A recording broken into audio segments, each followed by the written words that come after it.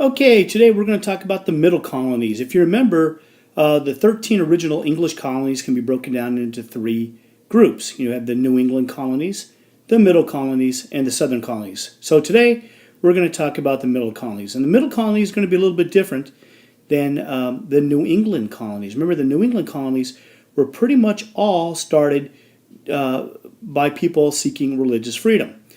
In the Middle Colonies, you're going to see kind of a combination of both.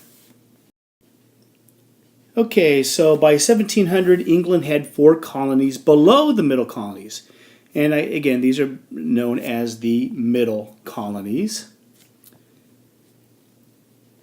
And they have a greater mix of people than New England. Remember, almost every single person up in New England is from England. Remember, the Pilgrims or the Separatists have come seeking religious freedom from England. And the Puritans, the people that wanted to purify the Church of England, have also come from England. And that colony has developed into 4 colonies, and they have grown tremendously. Remember the Great Migration. All right? So the 4 middle colonies are New York, Pennsylvania, New Jersey, and Delaware. All right? So there's 4 of them in the in the middle colonies. Now, some of you really smart brainiacs out there would go, "Hey, Mr. Mercer, I thought that this area was controlled by the Dutch." Ah, you were right. New Netherland becomes New York, and we're going to talk about that. Now, remember the Dutch, under Henry Hudson, had claimed the area when he sailed up the Hudson River looking for the Northwest Passage, all for the Netherlands. All right? The Dutch had set up colonies along the Hudson River. They trade with the natives. Remember, they are kind of similar to the French as far as making their money on the fur trade. All right. So to encourage farming, though, Dutch officials give these huge tracts of land to these rich families. Now, these owners were known as patroons. Now, or patrons. Okay. Now, these patroons get a really sweet deal. Okay. In return for the land, the patroons promise to settle at least 50 families on their land. All right? You give me this land, I promise I will bring 50 families with me. All right? Because now here's the problem, though. Few people really wanted to go live on this land by the patroons because they could charge whatever rent they liked, and they could change the rent at any time. So you think there's a lot of people in the Netherlands who are really anxious to go live with these patroons? Probably not.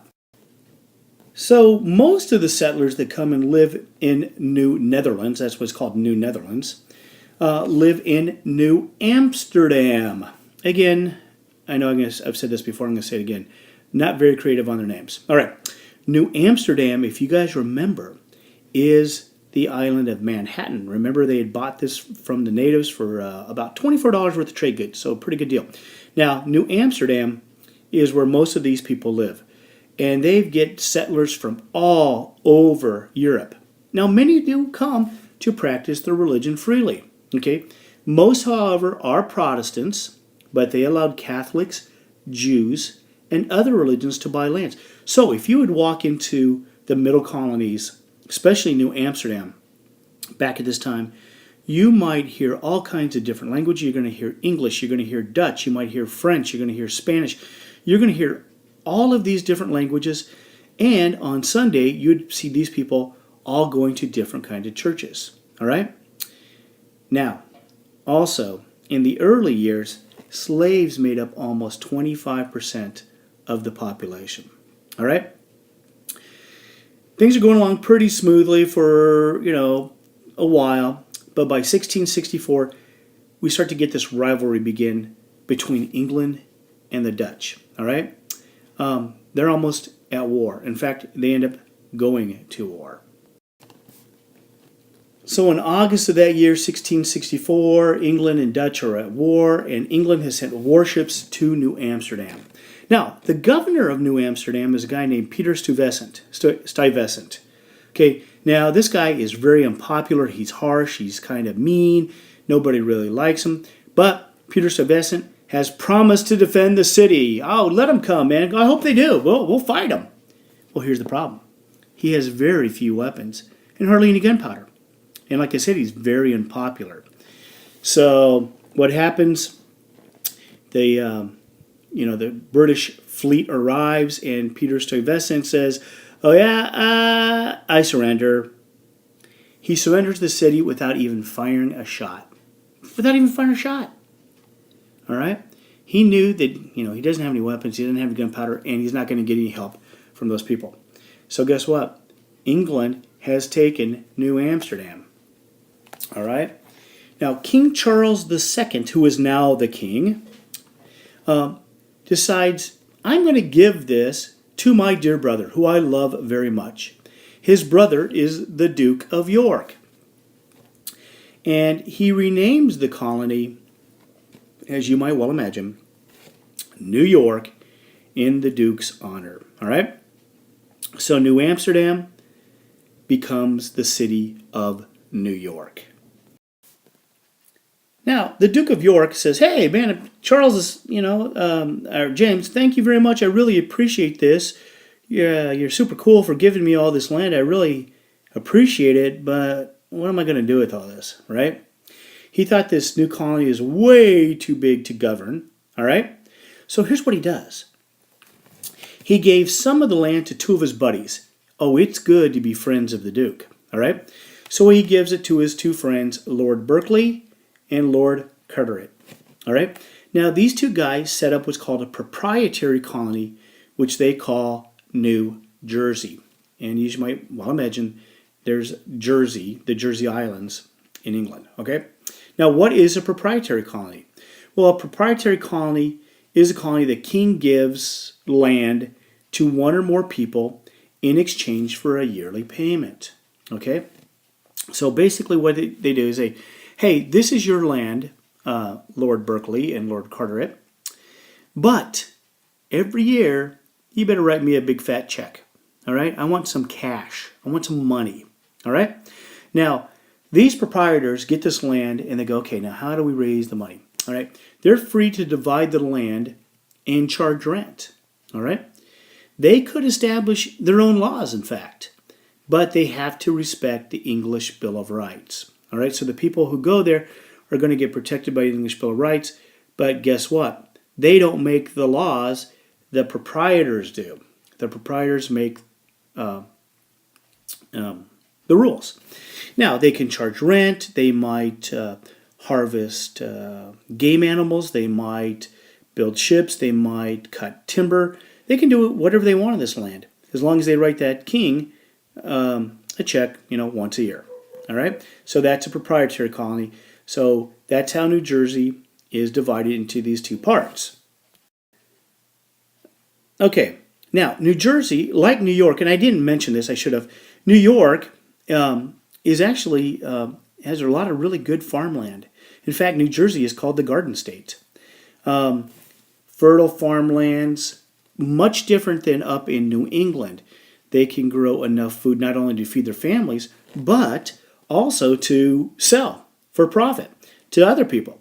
So the farmland is big, they get a lot of resources, and lots of settlers from all over Europe moved to New Jersey. Well, in 1702, New Jersey becomes a royal colony. Those guys passed on. The proprietors have died, and it goes back to the royal family. Now, what is a royal colony? Well, a royal colony is a colony that's under direct control of the English crown. All right? The colony's charter protected religious freedom and the rights of an assembly that voted on local matters. All right, so now you've got New Jersey. It used to be divided into two between those two proprietors. 1702, it becomes a royal colony under the direct control of the king. The king has given people religious freedom, though. That's pretty cool. You don't have that in England, but you have it in the New World. And they have the right to an assembly that voted on matters. So far we've talked about New York. Remember, the English pretty much beat up the Dutch, took New York. They give part of that land to, they give New York, well, that whole area actually, what used to be New Amsterdam, they give it all to the Duke of York, okay? The Duke of York then cuts off some of that, gives it to two proprietors, which they call New Jersey. Okay, so we've talked about New York and we've talked about New Jersey. All right, let's see what's next. Now let's talk about Pennsylvania. Pennsylvania is really interesting. It's founded by William Penn in 1681. Okay, now Penn was a really wealthy dude. His family was very well off, and he was a personal friend of King Charles II. Okay, they grew up together. They know each other. They're really good friends. All right, but at age 22, William Penn did something that completely shocked his family, and it was the scandal of all of England. All right, that is when he comes out and says, "I have become a Quaker." A Quaker is one of the most hated religious groups in all of England. Oh, they're vile. They're terrible. Oh my gosh. You know what they believe? They believe that everyone, rich and poor, nobles and commoners, even male and female, are equal. Equal in God's sight. Can you imagine how heinous that is? Now, of course, I'm being facetious. But in 1681, oh my gosh, this is scandalous. How dare you think that a poor person is as equal to a rich person, or a commoner to a nobleman, or a woman to a male? It was unheard of. It was crazy talk, all right? The Quakers even believed that women could preach. They are what's called pacifists. They do not believe in war. They refuse to serve in the army. Here's one. This cracks me up. They refuse to remove their hats in the presence of a noble. How dare you? I'm a nobleman. You haven't removed your hat? Okay. So a lot of these people think the Quakers are wicked and evil. They're arrested. They're fined. They're even hanged for the ideas. All right. Now, remember though, I told you that William Penn is a friend of King Charles II. And thank goodness he's a friend, because if he hadn't been, he'd have probably been killed. All right, kind of got ahead of myself. Like I said, most of those English people think the Quakers are evil. They're persecuted. So William Penn goes to King Charles II and says, "Hey, listen, we're buds, we're friends, right? I know you don't like me. I know you don't like what I believe in. But for old time's sake, for our friendship, could you please help us out?" And King Charles II says, "You know something?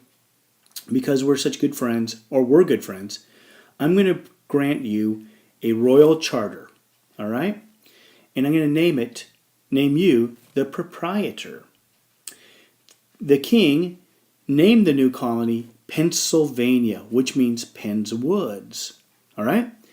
Pennsylvania means Penn's Woods. So have you ever heard of Transylvania, where the vampires are, where Dracula is? Okay, so if Sylvania is woods, trans means across, Transylvania means across the woods. Just that's throwing that in for free. Okay, so the king basically gives Penn this colony. But there's more to this story than just his friendship. What you might find interesting is that King Charles II had actually borrowed a whole lot of money from William Penn's father. All right? And he's got to pay this money back. And he goes, "Well, I'll tell you what I'm going to do. I'm just going to give you this land over in the New World." So, he gets rid of two problems. He gets rid of his debt, and he gets rid of these knucklehead Quakers. All right? So, for the king, this is a pretty good deal. For the Quakers, it's a good deal. They can now are now free to leave England and settle in the New World and practice their religion freely. So Pennsylvania, guys, is a colony that was started by people seeking religious freedom. Now, William Penn is kind of like William Bradford up in Boston. He wants to make his colony kind of a holy experience. He wants it to be a model for other people to see. He wants to have religious freedom. He wants peace. He allows Protestants, Catholic, Jews into Pennsylvania, and it works out pretty good. But guess what happens? Later on, English officials say, oh, hey, now William Penn, no, no, no, no, no, no. You cannot let Catholics and Jews in. All right? So at first he lets all these people in, and then the English said no Catholics and no Jews. All right? Now, Penn and his Quaker beliefs also kind of leads him to speak out for the fair treatment of the Native Americans there. They don't steal the land, they actually pay for it, they purchase it. And they insist that settlers that come into Pennsylvania pay for the land. They've also outlawed slavery. You can't have slaves. But what was the one thing I told you that the Quakers were against? They're against warfare. They're pacifists, right? So what happens is, people begin to come into the colony. They start stealing the land from the natives. They don't pay for it. They're bringing in slaves. And William Penn and the Quakers are like, hey, you can't do that. And they're like, well, what are you going to do about it? Right? They're pacifists. So here's something I want you guys to think about. Sometimes, guys, there are things worth fighting for. There are things worth fighting for. All right? And it's unfortunate that the Quakers I firmly believe in what they stood for religious tolerance and things like that, but they refused to fight. And so guess what happens? People just come in and kind of walk all over them. All right? So they don't fight. And Pennsylvania, even though it begins as a model of religious tolerance and peaceful relations with the Native Americans, that's pretty short-lived. Okay, so William Penn sends pamphlets out all over Europe describing the colony, and man, people come in droves. You got people from the Netherlands, from France, from Germany. They become all over. In fact, one of the biggest groups and people that are still there today were a large number of German-speaking Protestants, and they became known as the Pennsylvania Dutch. But they're not Dutch; they're German. It's kind of we ruined it. It was actually Pennsylvania Deutsch. Deutsch means German. But a lot of people just couldn't say that, so they started calling them Pennsylvania Dutch. You might know them better as the Amish. Okay? So they come to Pennsylvania also. And then by the 1750s, lots of slaves are coming in, which is unfortunate. Okay. Now Penn decides he's going to build a capital city along the Delaware River, which he names Philadelphia. Philadelphia, it's a Greek word, means brotherly love. All right? And Philadelphia grew very, very quickly.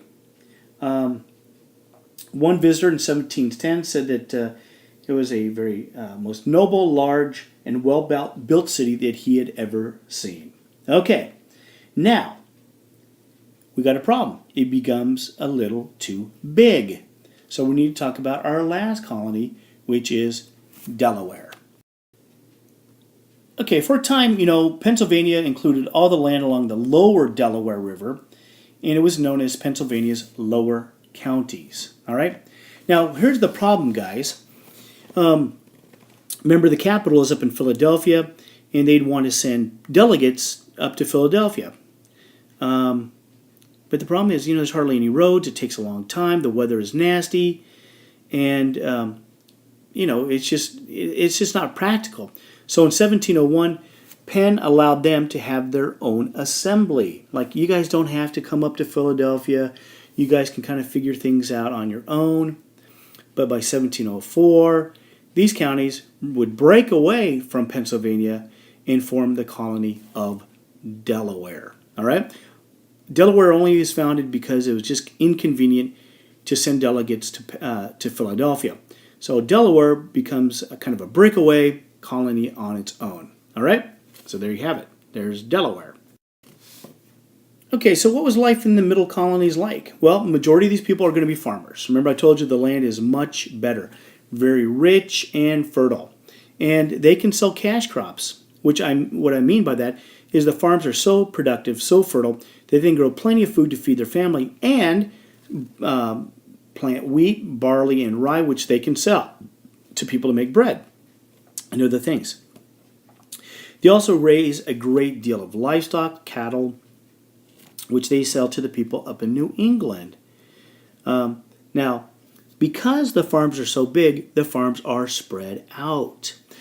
Remember, that's going to mean, up in New England, they have very tight communities. Remember I told you about those really tight communities? They all have town meetings because they all live in the town. They remember people up in New England have the commons where they, all graze their cattle together. Well, that's not the way it is in the Middle Colonies. All right, much more spread out. There's also a lot of artisans in the Middle Colonies. You look at New York City, you look at Philadelphia. You're going to find gunsmith, clock makers, watchmakers, locksmith, glass blowers, people making paper. So there's a lot of industry going on in the Middle Colonies. And kind of what I was alluding to before, because the farms are so large and spread out, towns were less important than in New England. Okay, so the towns aren't as important, but guess what is? Counties. Counties, rather than villages, become the center of government. All right, it's easier to get everybody maybe to the county seat than it is to an individual town. All right, so the county becomes more important than the towns. And because you have all these people coming in from all over different parts of Europe, you start to see different types of houses. You see log cabins. Log cabins were developed by Norwegians and Swedish people. The Dutch like to build their homes out of brick, so you see a lot of red brick buildings. And, up in New England, they're using, the old traditional chimneys, Well, those aren't as efficient because most of that heat is just going up the chimney. Well, in the Middle Colonies, they use wood-burning stoves. They stuff these big cast iron metal stoves full of wood. They heat it up. The metal gets hot, and it radiates that heat into to the room. So it's much more efficient than just a fire, against one side of the wall. All right. So there's a lot of influences from people from all over Europe coming to the Middle Colonies that makes the Middle Colonies much more diverse. And this is carried on even today. If you go to New York City, if you go to Philadelphia, you go to a lot of those East Coast cities, you're going to see a lot of diversity. A lot of people with lots of different backgrounds. Okay? So there you go. That's the Middle Colonies. That is New York. Remember, we got that from the Dutch. We have New York, which was given basically to the Duke York. He thought the colony was too big, gives it to a couple of his buddies. They formed the colony of New Jersey. All right? William Penn is a member of a very hated religious group in England called the Quakers. He comes to the New World seeking religious freedom, and he starts the colony of Pennsylvania. Pennsylvania also is a little bit too large, so the area along the lower Delaware River breaks away and becomes the colony of Delaware. All right, so now you've learned about the New England colonies and the Middle Colonies. All right, next time we get together, we're going to be talking about the Southern colonies.